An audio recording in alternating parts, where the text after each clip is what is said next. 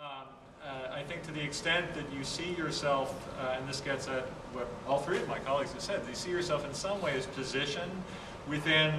probably many communities, not just one community. I think the more you are positioned in that way as a member of communities, the more successful you'll be, however you define success, and the more opportunities you'll have, the more chances you have to do meaningful things as an artist. But the weird thing is that that is actually not the way, at least I was taught. I mean, I went to conservatories and all these lovely schools, very important degrees I have, and it was always just about just being an artist and being kind of isolated, just writing great stuff. And I think maybe that's my most important first and last message here is that actually,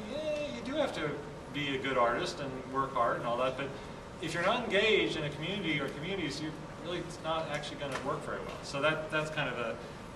an overarching and underlying point. Kind of following a little bit on what Derek was saying about finding a situation where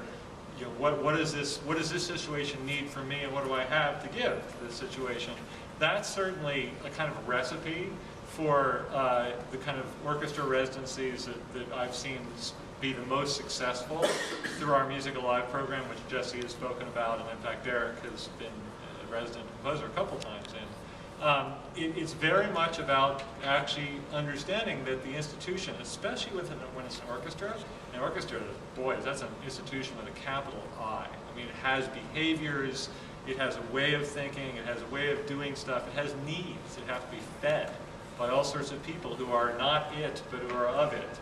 And when you're in residence, you're in that position. And it's a very interesting tension between you as the individual artist, which is what we're all sort of trained and maybe sort of feel like we are,